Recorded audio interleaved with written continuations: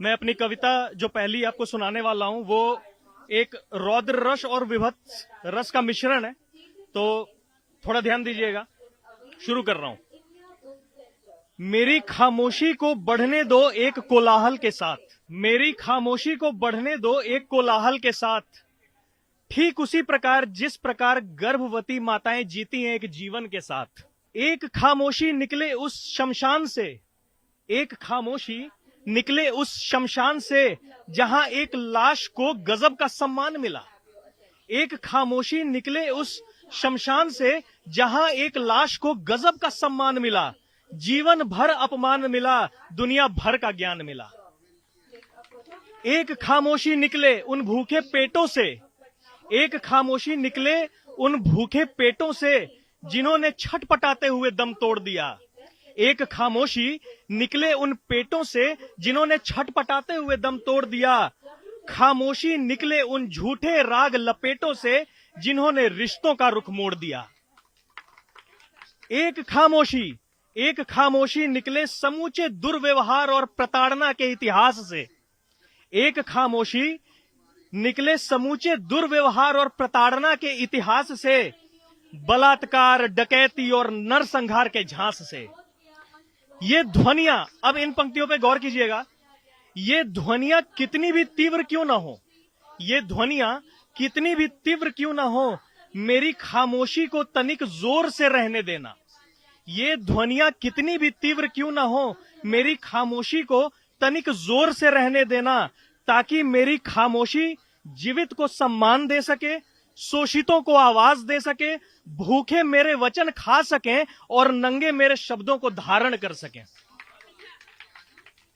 अब जो मेरी दूसरी कविता है, ये अब मेरी जो उम्र है, इस उम्र में मैं अगर श्रृंगार रस और प्रेम रस पे कुछ कविता ना बोलूं तो मैं खुद को लानत भेजूं। तो एक कविता ध्यान दीजिएगा। वो सामने से आ रही थी, वो सामने से आ रही थी, दुनिया देखे जा रही थी। वो सामने से आ रही थी, दुनिया देखे जा रही थी। दूसरों को क्या दोष दूं, दूसरों को क्या दोष दूं, इधर मेरे मन की भी चिड़ियां व्याकुलता से फड़फड़ा रही थी। परंतु मैंने भी कुछ ठाना था, परंतु मैंने भी कुछ ठाना था, कभी देखूंगा नहीं तुम्हें दुनिया के शोर में। परंतु मैंने भी कुछ ठाना था कि देखूंगा नहीं तुम्हें दुनिया के शोर में। व्याकुल मन कितना भी मनाए, उसे नहीं दूंगा जोर में। जब सहनशीलता की हदें टूटी, जब सहनशीलता की हदें टूटी, गया उसके पास में। जब सहनशीलता की हदें टूटी, गया उसके पास में। एक्सक्यूज मी, पेन है क्या, इस झूठे सवाल के साथ, पर किसी और उत्तर के आस में। 3 सेकंड थे बस, 3 सेकंड थे बस उसे निहारने को, 3 सेकंड थे बस उसे निहारने को। उन 3 सेकंड के बाद एक बात समझ में आई है। 3 सेकंड थे उसे बस निहारने को, उन 3 सेकंड के बाद एक बात समझ में आई है। दरअसल किसी की खूबसूरती कसूरवार नहीं मिलोड, दरअसल किसी की खूबसूरती कसूरवार नहीं मिलोड, उसके लाल सूट और छोटी बिंदी ने आग लगाई है।